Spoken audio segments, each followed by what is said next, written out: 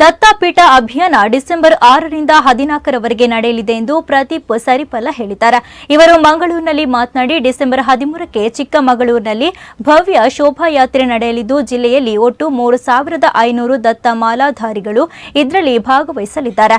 ಸರ್ಕಾರ ದತ್ತಪೀಠದಲ್ಲಿ ನಡೆಯುವ ಇಸ್ಲಾಂನ ಆಚರಣೆಗಳನ್ನು ನಿಷೇಧ ಮಾಡಲು ಒತ್ತಾಯಿಸುತ್ತೇವೆ. ಅಲ್ಲಿರುವ ಗೋರಿಗಳನ್ನು ನಾಗೇನಹಳ್ಳಿಯ ಬಾಬಾ ಬುಡನ್ಗಿರಿಗೆ ಸ್ಥಳಾಂತರ ಮಾಡಲಿ.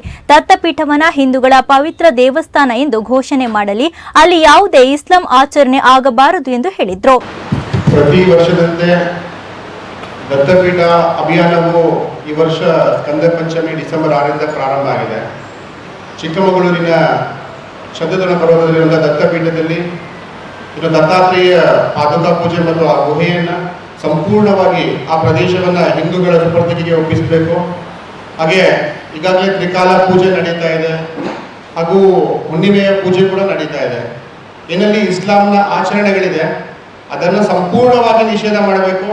ಮತ್ತೆ ಅಲ್ಲಿನ ಗೋರಿಗಳನ್ನು ಅಲ್ಲೇ ಹತ್ತಿರ ಇರುವಂತಹ ಬಾಬಾ ಬುಡನ್ಗಿರಿ ನಾಗೇನಹಳ್ಳಿಗೆ ಸ್ಥಳಾಂತರ ಮಾಡಬೇಕು ಅಂತ ಆಗ್ರಹವನ್ನು ಇಟ್ಟುಕೊಂಡು ಸ್ಕಂದ ಪಂಚಮಿಯಿಂದ ದತ್ತ ಜಯಂತಿಯವರೆಗೆ ಮಾಲಾಧಾರಣೆ ಅಭಿಯಾನ ನಡೀತಾ ಇದೆ.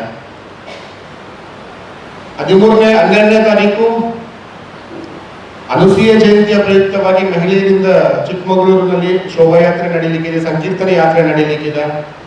ಹಾಗೆ 13ನೇ ತಾರೀಕು ಶೋಭಾಯಾತ್ರೆ, 14ನೇ ತಾರೀಕು ದತ್ತ ಜಯಂತಿಯ ಪ್ರಯುಕ್ತ ದತ್ತಪೀಠದಲ್ಲಿ ದತ್ತ ದರ್ಶನ ನಡೀಲಿಕ್ಕಿದೆ. ವಿವಿಧ ಪೂಜಾ ವಿಧಿವಿಧಾನಗಳೊಂದಿಗೆ ದತ್ತಾತ್ರೇಯ ಹೋಮ ಹವನಗಳು ಕೂಡ ಆ ಕ್ಷೇತ್ರದಲ್ಲಿ ನಡೀಲಿಕ್ಕಿದೆ.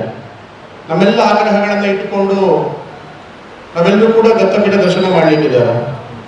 ನಮ್ಮ ಮಂಗಳೂರು ವಿಭಾಗ, ಪುತ್ತೂರು, ಉಡುಪಿ, ಮಂಗಳೂರು ಸೇರಿದಂತೆ ನಮ್ಮ ಮಂಗಳೂರು ವಿಭಾಗದಲ್ಲಿ ಸುಮಾರು 3500ಕ್ಕೂ ಹೆಚ್ಚು ಕಾರ್ಯಕರ್ತರು ಈ ದತ್ತಪೀಠ ದತ್ತಮಾಲಾಧಾರಿಗಳಾಗಿ ಯಾತ್ರೆಯನ್ನ ಮಾಡಲಿಕ್ಕಿದ್ದಾರೆ.